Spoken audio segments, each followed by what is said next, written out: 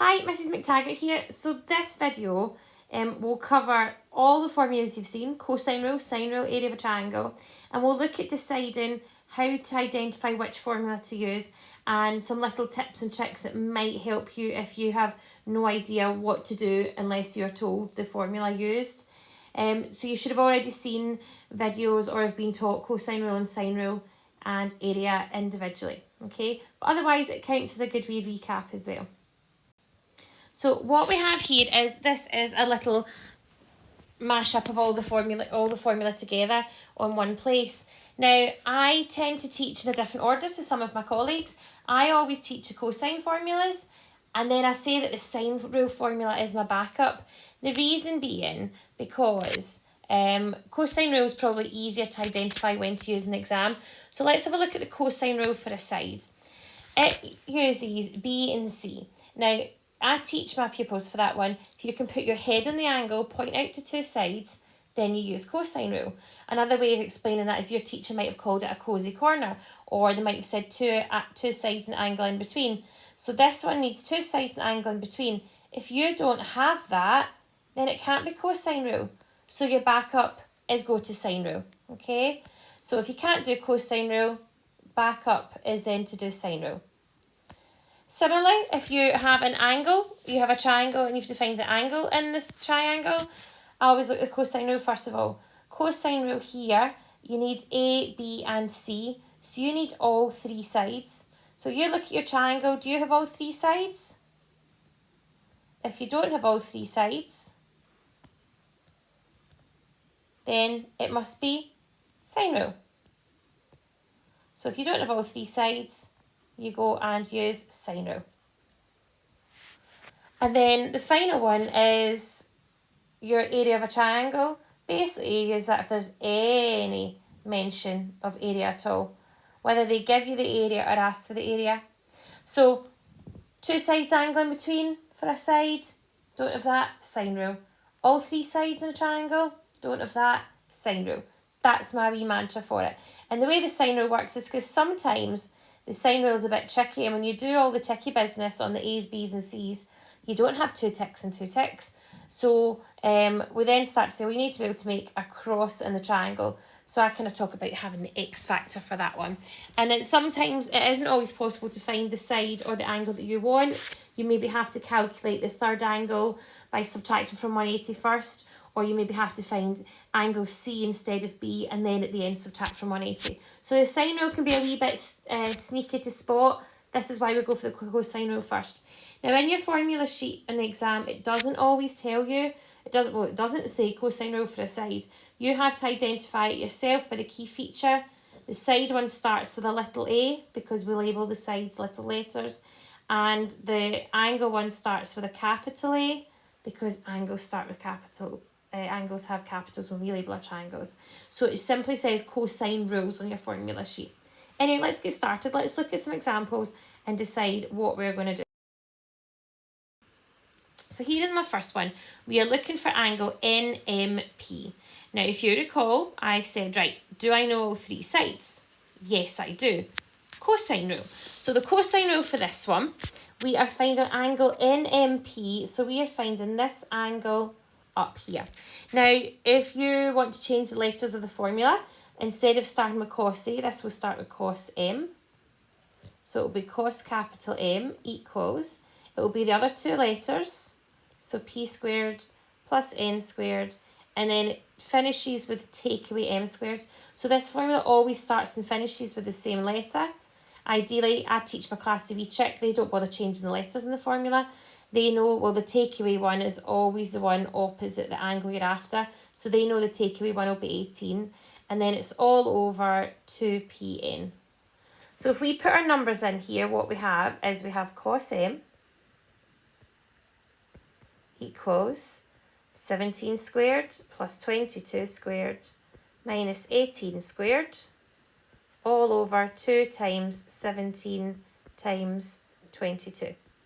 Now, if you have this fabulous Casio calculator, the more recent one, where if you press your fraction button, it comes out like this, then you simply just go type it in as it appears.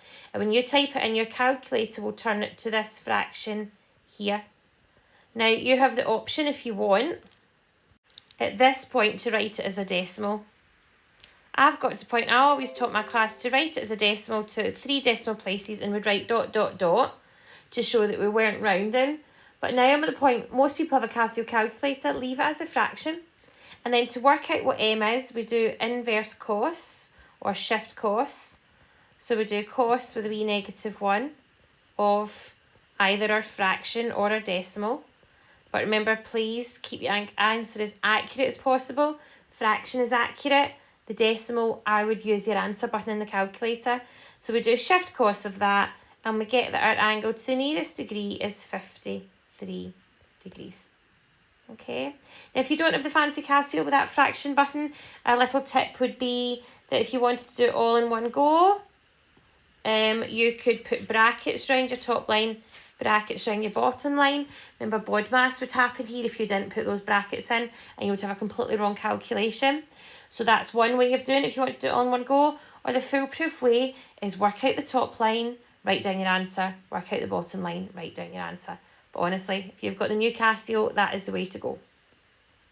Let's look at example 2. So example 2 is asking us to calculate the size of angle ACB. So we are after this angle here. So to find an angle, I ask myself, do I know all 3 sides? No, I don't. So it's not cosine rule. So it must be sine rule. Now, sine rule will be A over sine A, B over sine B, and C over sine C. Now, I mentioned earlier on, to do this one, you need to have what's called the X factor. Basically, that 87 pairs up with the 14, and the angle you're after should pair up with the side opposite, but wait a minute, I don't have the side opposite, so I can't actually find angle C. If I was to do all the ticky business, I could tick off my A's, and I could tick off side B, but I really want angle C. So what I'm going to have to do is I'm going to have to get angle B first of all. So I'm going to get that one, and then once I'm done, I'm going to get that one there. So I mentioned the cross thing. So here's the cross, the X factor. So for your substitution, we will have 14 over sine 87 equals 9 over sine x. Oops, that's not an x. So it is the side you know over the opposite angle, the side you know over the opposite angle. Now you can have that fraction completely the other way around. I know a lot of my pupils prefer to have the unknown on the left hand side. So when I go to cross multiply, I'm going to do that one first. So I'm going to have 14 sine x, and then that one equals 9 sine 87. Now remember, our goal is to isolate the sine x, so we need rid of the times by 14.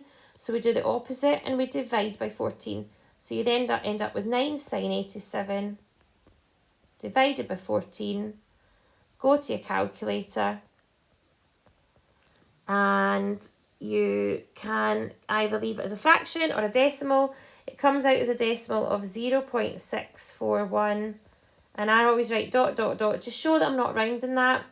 And then I do inverse sine. This wee line is completely optional. I don't get people to write it. You don't get any extra marks for it. But for their noticing, we write it so they know what we're doing. So we do shift sine of our previous answer, and to the nearest degree, we get 40 degrees. Okay, so in this one, I didn't know all 3 sides, couldn't use cosine rule. At first glance, actually I couldn't use sine rule either. So you could be in a complete muddle there in that one if you have been taught to always try sine rule first of all. Right, let's move on to find. Okay, so this one we're finding a side. Now, at first glance, I always think, right, do I know 2 sides and an angle in between? Can I put my head in an angle and wave out my 2 arms to 2 different sides? I can't. So I know straight away this is going to be sine rule, but the question is, which side am I finding? So the shortest side is always opposite the smallest angle. So to be able to know what the smallest angle is, I need to take 82 and 55 away from 180. So that makes my missing angle up here 43. Because combined there, I have got 137. This top angle is 43. So the shortest side is opposite the 43. So this is the one I'm finding out. And as I said, I can't do cosine rule. Cosine rule, if you don't know what I mean when I'm saying head and the angle point out, can I put the head of my angle and wave out to two sides. I can't, I don't have two sides there, so it can't be cosine rule. So we already know it's sine rule. So you can put letters on if there's no letters there. Some people get a wee bit, oh, I don't know what to do. Put A, B's and C's on. But then it's always handy to be able to do it without writing out the formula as well. So the trick is, it is the side you know over the corresponding angle. So we've got 19 over sine 82 equals our unknown, which is x over the opposite angle. So x over sine 43. But as I said, you could also get that by going and labelling a triangle, A, B, C, ticking off the what sides you know and what sides you want, and then go from there. So remember, in this question, our aim is to find out what x is. The only thing stopping the x being on its own is this sine 143. Now, at the moment, the sine 143 is a divide on that side, so it's going to come to the other side and become a times. You could fully cross multiply, but then you've got to go divide by something again.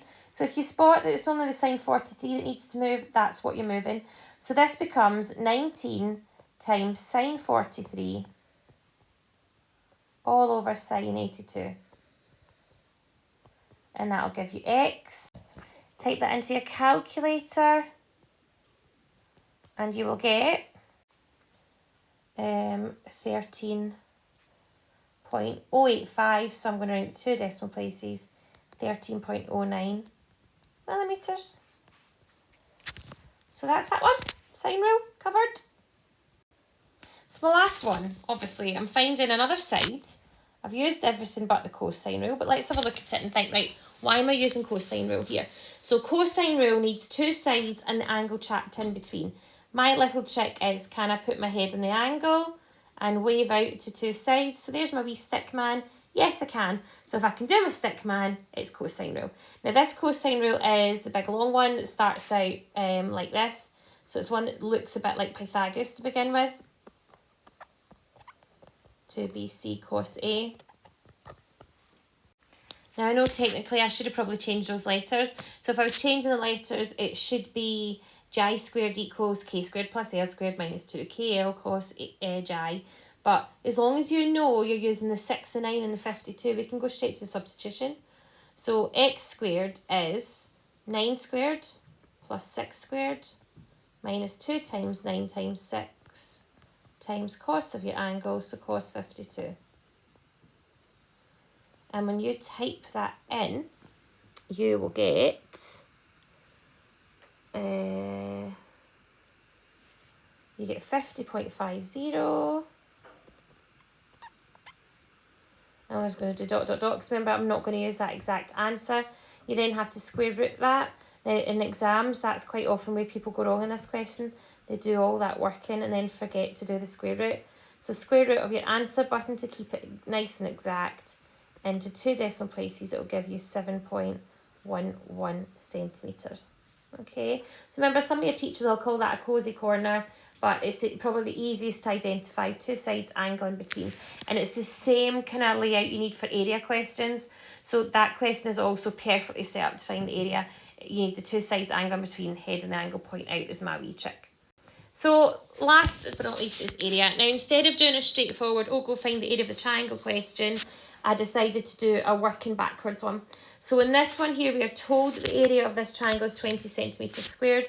You have to find the length BC. So I'm going to call that X. So because the minute it mentions area, the first thing you should write down is area equals half AB sine C. Okay?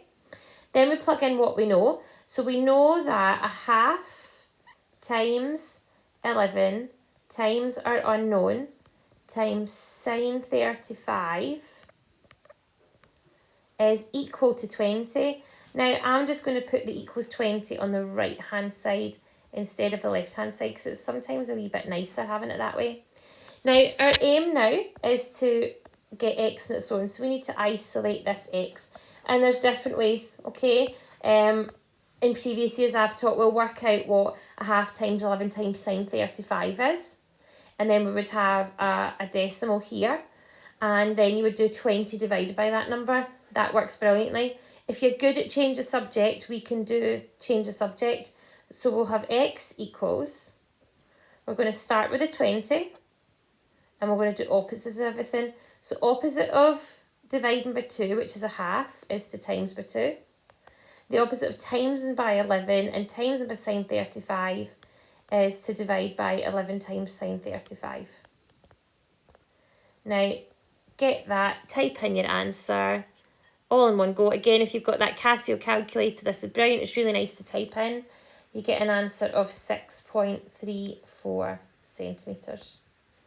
So just to explain what I meant about maybe what you might be a preferred way to do it if you're not a big fan of change of subject, is when you get to this line here, I'm going to come down, and instead of what I just did there, I'm going to go to my calculator and I'm going to type in a half times 11 times sine 35. And I get this big ugly number. I get 3.15 4 because I'm not going to round it, times x equals 20.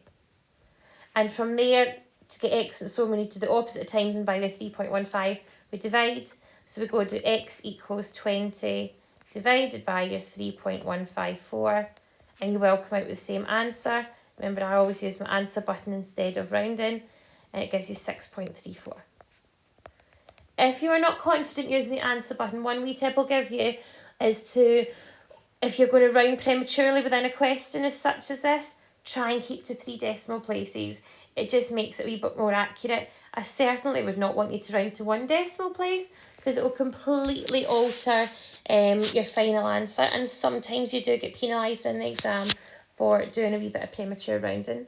So that's me. I've done 5 examples, one of each formula. If you want practice, here are some questions I made up for my class to do. You've got, again, one of each. You have to decide which formula you're going to use. And then I've put in some wee area ones at the bottom. And when you're done, you can pause and give them a wee try. And when you're done, unpause it and the answers will come up.